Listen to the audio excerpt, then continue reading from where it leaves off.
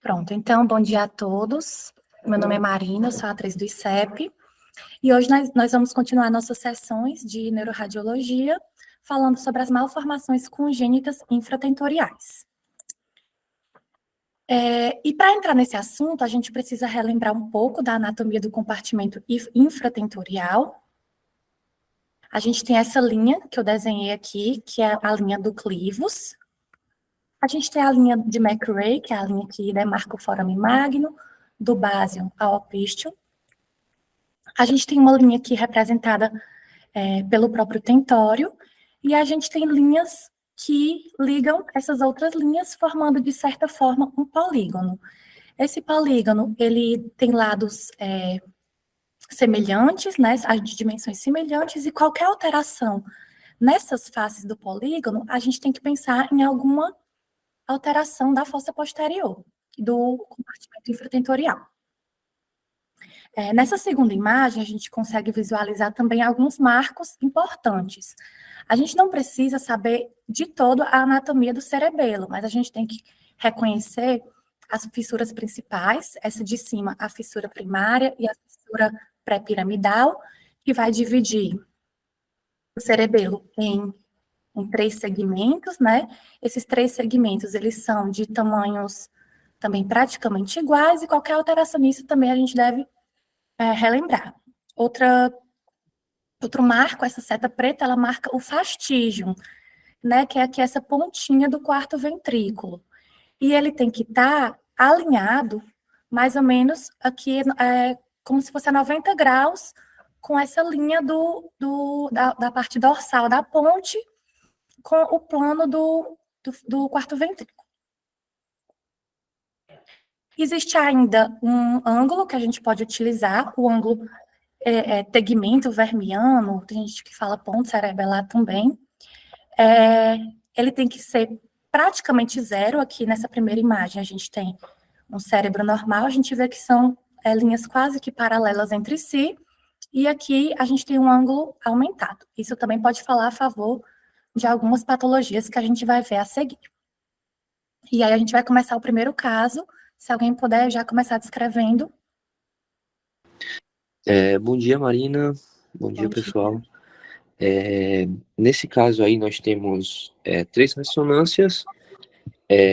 As duas primeiras são ponderadas em T2 e a última está ponderada em FLE, aí eu acho. A gente vê nesse caso... Elas são o quê? Vamos falar assim, axial, né, para a gente ir Sim. revisando. A primeira e a última são... Não, a primeira é axial, a segunda é sagital e a terceira coronal. Isso, perfeito. Nós vemos nessa primeira imagem como se fosse uma dilatação, certo? Uma dilatação o cerebelo, essa parte central do cerebelo, no caso do verme cerebelar, ele tá como se fosse uma atrofia desse verme cerebelar, que dá uma dilatação dessa cisterna magna, que está logo atrás, certo? Nós vemos também uma dilatação dos ventrículos laterais. E o vermes, ele está atrofiado, mas você acha que ele está na posição habitual? Isso é muito importante também, a gente pensar nesse posicionamento tá. do vermes, com relação à localização do fastígio, né, que a gente falou no slide passado. Não tá. Ele tá como se fosse uma posição mais superior em relação à habitual. Certo. Você tem alguma hipótese diagnóstica ou eu posso passar o slide? Eu tinha visto até um epônimo, mas eu não tô bem lembrado, assim, da Danny Walker. Dandy Walker. Uma coisa assim. Isso. Eu acho que é isso mesmo, Heitor. Só com relação a essa última imagem, eu não tenho certeza se é um FLE ou um T1, porque eu tô achando que a substância cinzenta, né, ela tá cinza mesmo, então eu acho que talvez seja um T1. Sim, certo. Tranquilo. Então, é exatamente isso, é uma formação de Dandy Walker. Ela é uma formação caracterizada pela hipoplasia do verme cerebelar, que está rotacionado superiormente, e aí a gente tem uma dilatação cística do quarto ventrículo, a fossa posterior está alargada. O tentório, ele tem que estar posicionado a mais ou menos 45 graus. E a gente tem tanto o tentório como a tórcula elevados nesses pacientes. A tríade diz que está presente em 100% dos pacientes é essa hipoplasia do vermes, a dilatação do quarto ventrículo e a fossa posterior alargada. Outros achados adicionais que podem ou não estar presentes são a disginesia do corpo caloso, encefalocele occipital e algumas alterações do desenvolvimento cortical, como polimicrogiria e heterotopia. Segundo caso.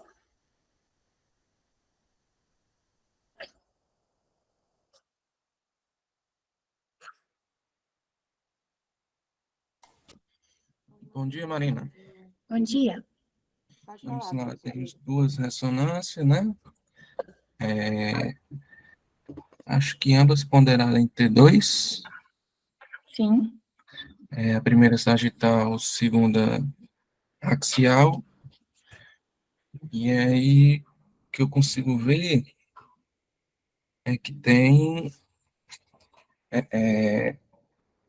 tipo uma formação, né? Hiperintensa, infracerebelar, né? Que aí, Sim. como está brilhando, poderia pensar em algo cístico. Bem na linha média, né? Do crânio ali. Tá até meio que comprimido, né? O cerebelo um pouco, mas acho que não chega a distorcer, nem gerar alguma espécie de rotação, de desvio do cerebelo.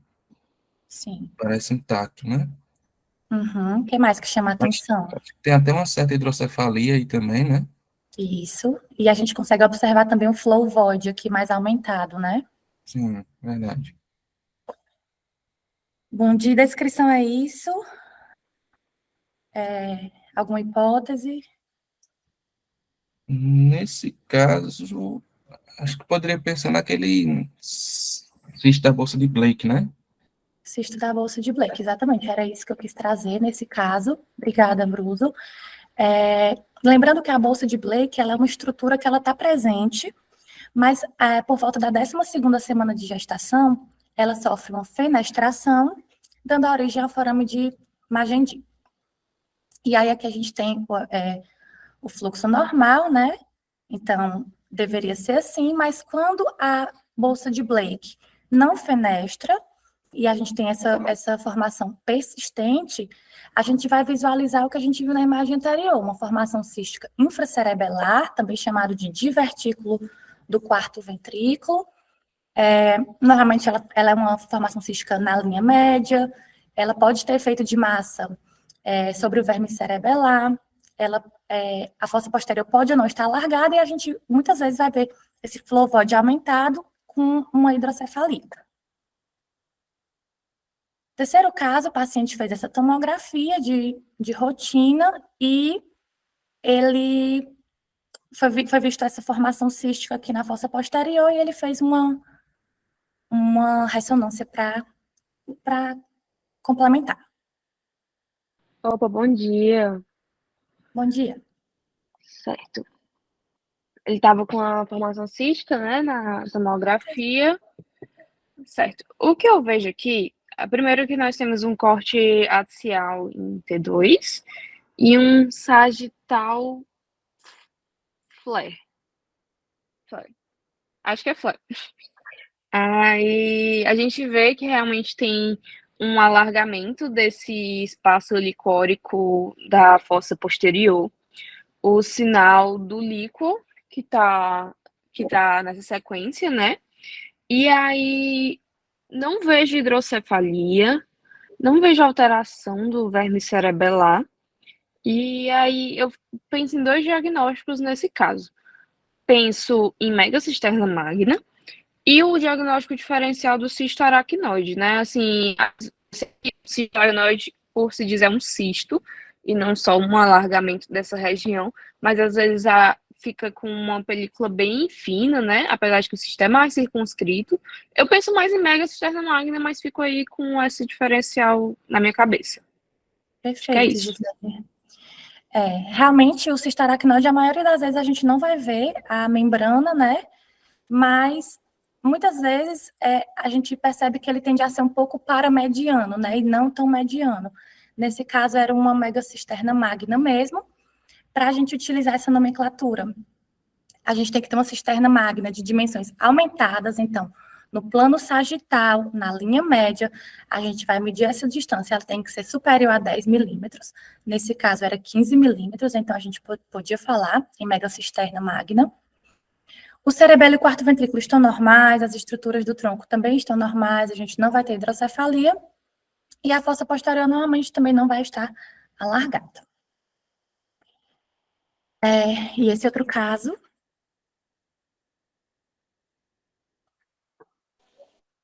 Que nem a...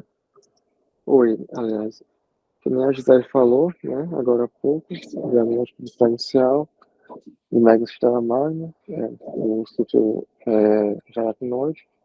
Nesse caso, acho que a gente pensaria mais nele, porque diferente do caso anterior, ele está paramediano, né? No caso, nessa imagem aí da ressonância no axial. E no sagital, né, à esquerda, dá para ver que ele está realmente empurrando, né, o cerebelo. Está fazendo um efeito de rechaço para ele ficar anterior e superiormente. É exatamente isso. A gente tem uma formação cística na fossa posterior, ela tem um efeito de massa sobre o cerebelo, ela também ela faz impressão aqui sobre a tábua óssea interna, occipital. Nesse caso, a gente consegue até ver uma fina membrana, aqui demarcada pela seta azul. Realmente ela está paramediana à direita, então a formação cística retrocerebelar paramediana à direita, que faz efeito de massa sobre os hemisférios cerebelares, e também tem um remodelamento ósseo da tábua óssea interna occipital. Nesse caso, lembrando que é muito comum cistos aracnoides pequenos, a gente vai ver várias vezes assim na rotina, mas se ele for muito volumoso, aí sim ele pode levar a outros achados. Nesse caso, a gente tem um corpo caloso afilado, arqueado, né, sugerindo uma hidrocefalia associada. Os cistos aracnoides, eles acontecem secundariamente a duplicação da membrana aracnoide e acúmulo de líquido em seu interior, de líquor em seu interior. A maioria é pequeno, assintomático. Eles podem estar em vários locais, mas essa região retrocerebelar corresponde a 30% a 40%. E são formações císticas de membranas finas, como a gente falou, muitas vezes a gente não vai visualizar a membrana. Retrocerebelares, paramedianas, podem ter efeito de massa sobre o cerebelo e também o remodelamento ósseo que a gente já falou. Aqui só mostrando outro caso, com os achados também que a gente já discutiu. Então, assim, quando a gente vê formações císticas infratentoriais, a gente tem, de certa forma, uns diagnósticos já pré-definidos e a gente tem algumas perguntas para fazer. Fazendo essas perguntas, a gente sempre vai achar o diagnóstico. Então, a gente tem que observar o verme cerebelar. Ele está hipoplásico? Se ele tiver hipoplásico, a gente vai pensar primariamente em Dandy Walker. E nas outras, ele vai estar normal. Quarto ventrículo alargado, ele vai estar no cisto da bolsa de Blake e no Dandy Walker, nas outras até normal. Então, assim, a gente pode usar isso aqui como um fluxograma de perguntas para nos orientar na hora das possibilidades diagnósticas. Próximo caso é um bebê do sexo masculino. Investigação. Bom dia. Esse caso tem uns 3 cortes axiais T2, né, em níveis diferentes. Alguém, gente?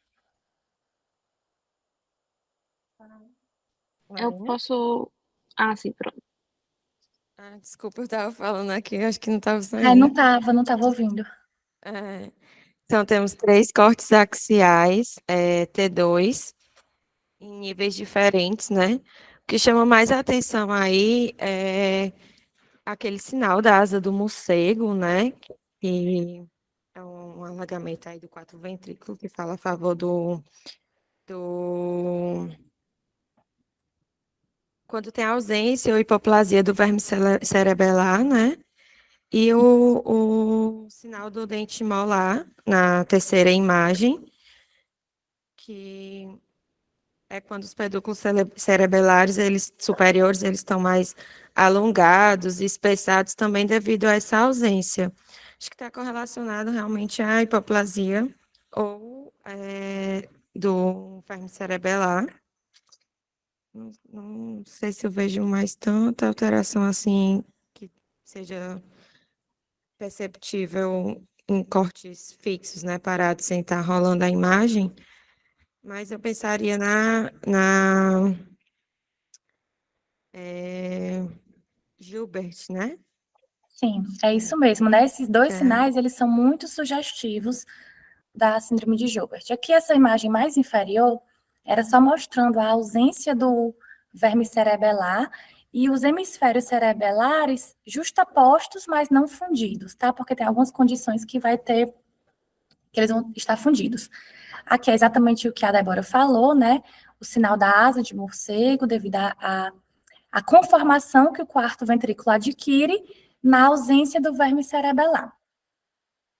E aqui também é o sinal do dente molar, ela explicou muito bem, a gente até vai falar um pouco mais sobre esses sinais, mas é basicamente isso. Síndrome de Gilbert é um distúrbio autossômico recessivo, raro, e na imagem a gente tem hipoplasia ou displasia do verme cerebelar, e aí a gente vai ter o sinal do dente molar, que é quando os pedúnculos cerebelares superiores estão espessados, alongados e horizontalizados. Por eles estarem horizontalizados, a gente vai conseguir visualizar melhor no corte axial, dando essa formação sugestiva de um dente molar.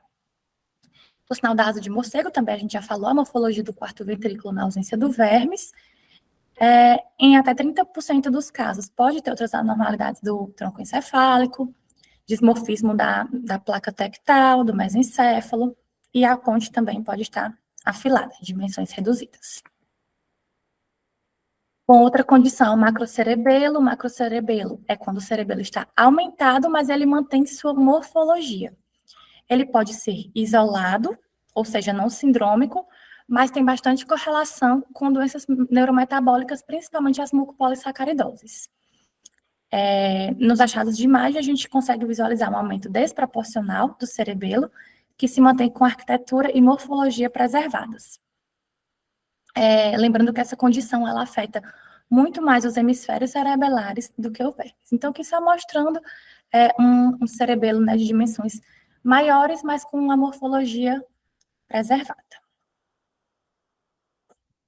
Romboencefalosinapse, ela também pode ser uma anomalia isolada, que é bastante rara, ou pode estar associada ao VACTEL, que a gente coincidentemente discutiu na sessão de sexta passada. E os achados de imagem são a ausência do verme cerebelar, com continuidade dos hemisférios cerebelares, que mantém as suas marcações mais transversas, né, como a gente visualiza aqui, e também tem continuidade dos núcleos denteados e pedúnculos cerebelares superiores. A gente consegue visualizar, né, pela ausência do vermes, a gente tem basicamente uma única estrutura. O caso 6, se alguém puder falar também.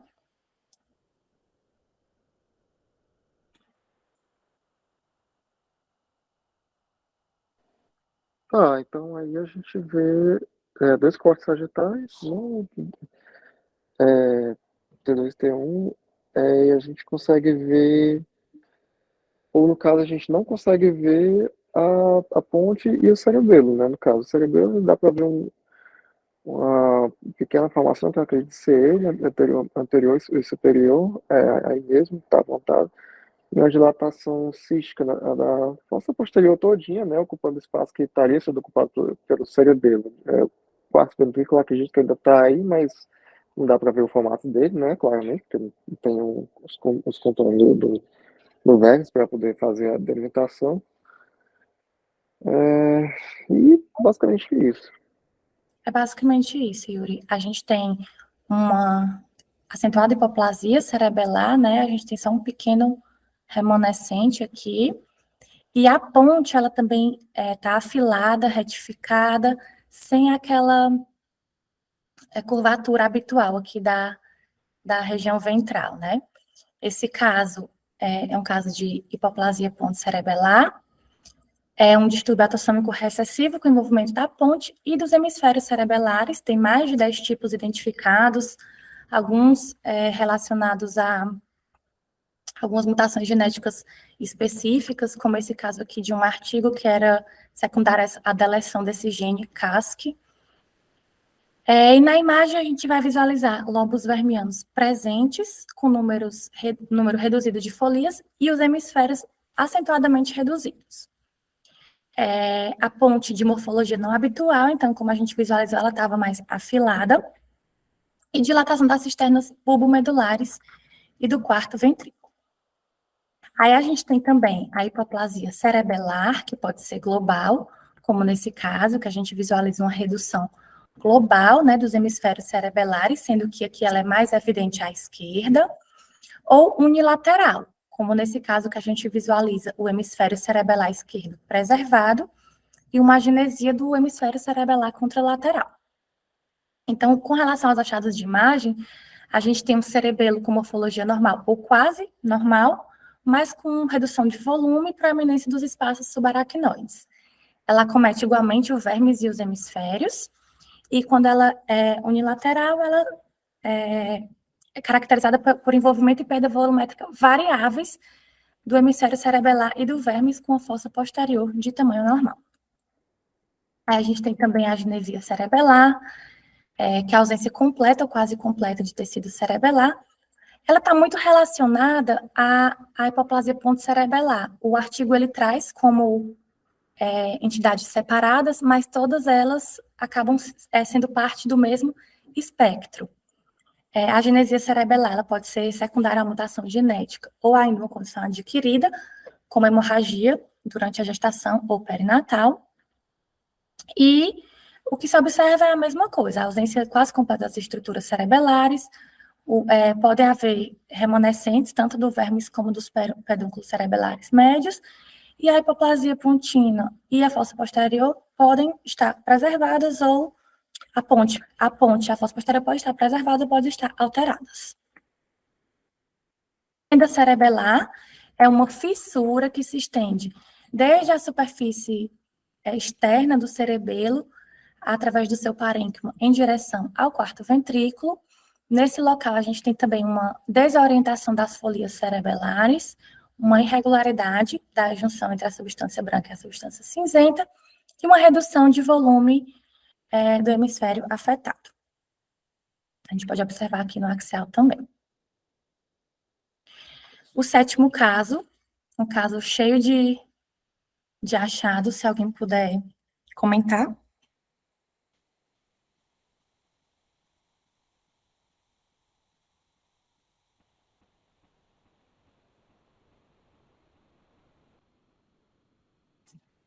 Ninguém?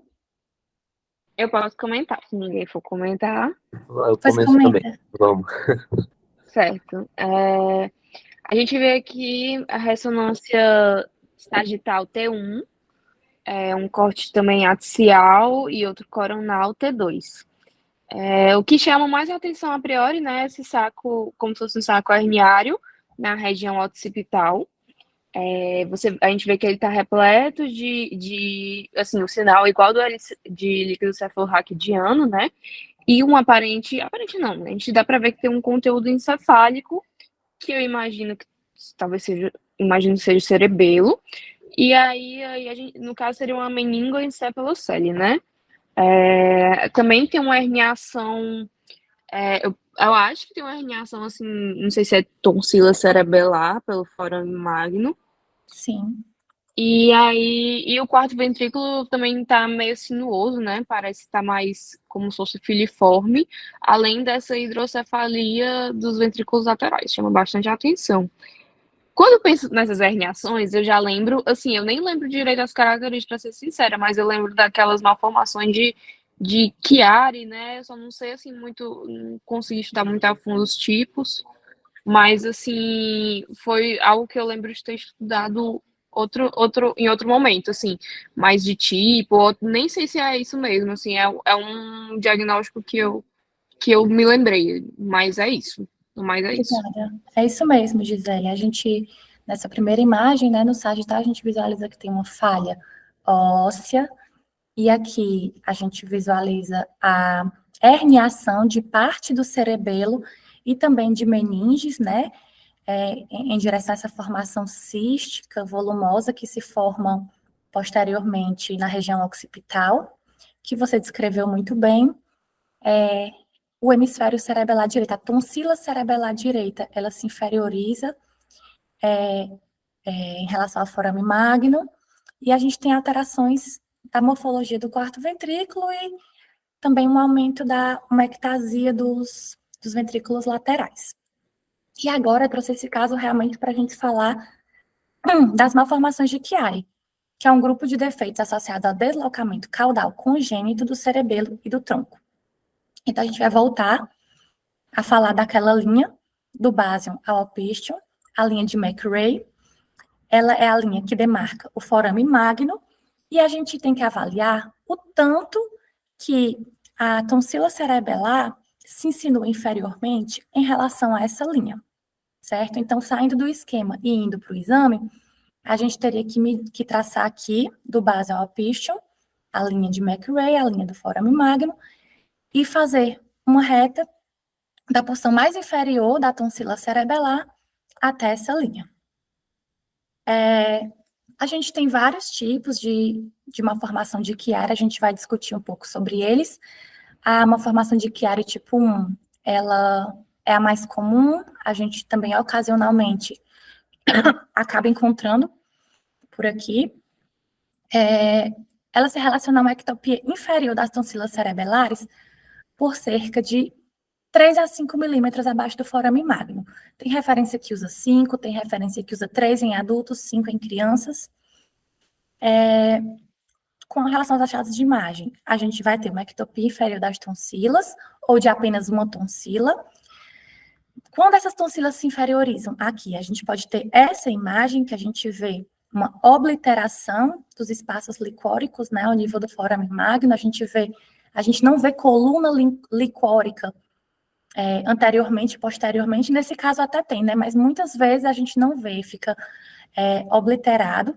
Isso leva a uma alteração do fluxo licórico, porque o líquido não consegue fazer seu trajeto habitual e acaba infiltrando a medula.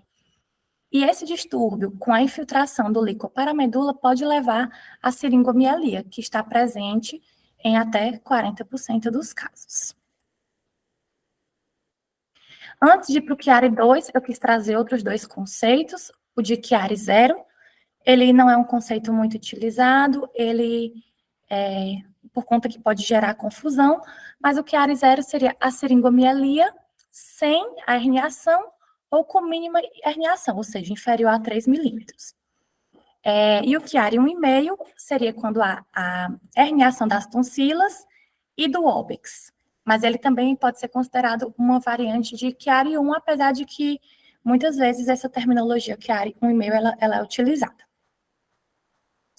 Agora, indo para o Chiari 2. O Chiari 2, a gente tem um deslocamento inferior do bulbo, do quarto ventrículo, do verme cerebelar, geralmente associado à espinha bífida e mielomeningocele espinhal lombosacra. Com relação aos achados de imagem, a gente visualiza uma fossa posterior pequena, com inserção baixa do tentório cerebelar e da tórcula. O quarto ventrículo está alongado, baixo, e o tronco cerebral também está inferiorizado, e pode ter uma angulação ou estenose do aqueduto, levando a uma hidrocefalia. Então, com relação aos achados, né, a gente vai ter herniação do vermes também, o vermes e a amígdala, que eles não conseguem ser bem individualizados, a placa tectal vai estar bicuda, o tentório hipoplásico, e vai haver deslocamento inferior do bulbo da ponte, e o quarto ventrículo também pequeno, quase indistinguível. Com relação ao Chiari 3, o Chiari 3 ele tem estigmas do Chiari 2 associado a uma meningoencefalocele occipital baixa ou cervical alta, como naquele caso que a gente comentou anteriormente. E aí os achados são esses. Essa encefalocele ela pode conter várias estruturas. Ela pode conter ponte, bulbo, lobo occipital, como no nosso caso era um hemisfério cerebelar esquerdo, meninge. O Chiari 4, ele não, na prática não se utiliza mais, eu tentei ler um pouco sobre isso, e ele é um termo obsoleto. O Chiari 5 seria a agenesia do cerebelo com herniação inferior do lobo occipital. Aí, em termos de patologias, essas são as que eu queria trazer hoje. Mas, como é um assunto que cai muito nas provas do CBR, eu trouxe algumas questões tiradas da própria prova. Então, eu acho que a gente poderia tentar, né, responder, já que é um assunto que cai bastante. Então, a primeira questão diz: horizontalização e espessamento dos pedúnculos cerebelares superiores, perda do recesso fastigial do quarto ventrículo e estreitamento do istmo do tronco encefálico são características de qual malformação encefálica.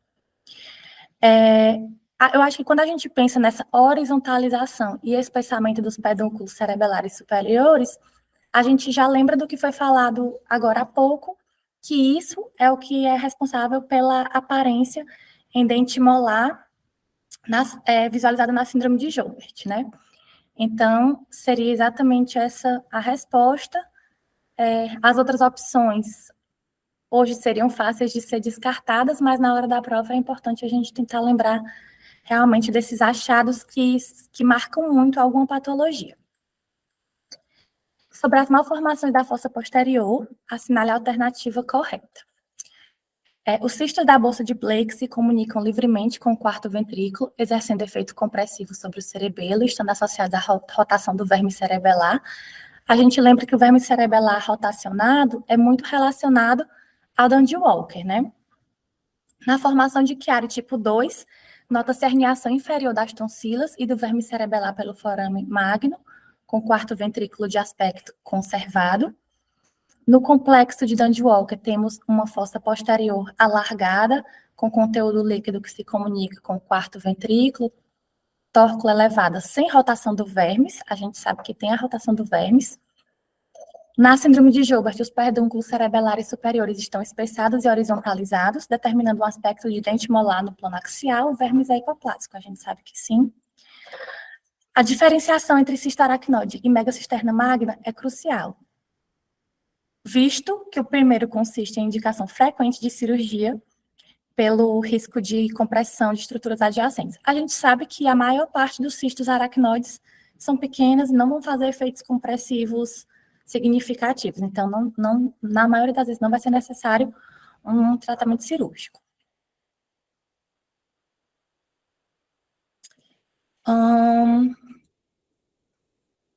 A síndrome de Dandy Walker caracteriza-se principalmente por hipoplasia do verme cerebelar, dilatação cística do quarto ventrículo e elevação do tentório. A gente discutiu isso também várias vezes, eu acho que essa é uma pergunta também que a gente não pode errar na hora da prova. E a última questão, sobre a malformação de Chiari, todas estão corretas, exceto.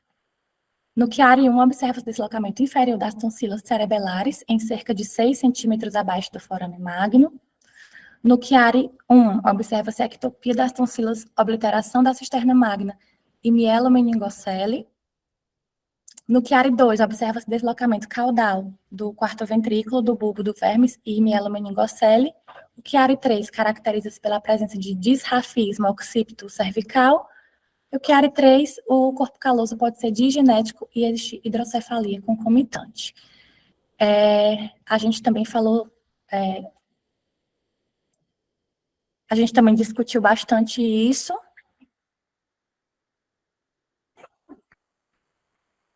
Isso daqui eu não tenho certeza se eu copiei corretamente, certo? Mas eu posso também checar isso e depois enviar. Mas a intenção da aula de hoje era trazer, né, principalmente as patologias que caem mais na prova do CBR, para a gente poder reforçar os achados e não esquecer e ajudar a fixar, e também mostrar que esse é um assunto que cai bastante, então que a gente tem que, sempre que possível, estar revisando, né? Mas era isso.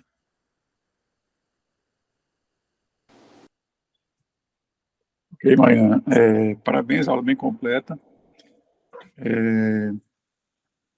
Cobriu aí praticamente todas as condições, né, que a gente vê na fossa posterior. Só uns detalhes, né? Chiari 2.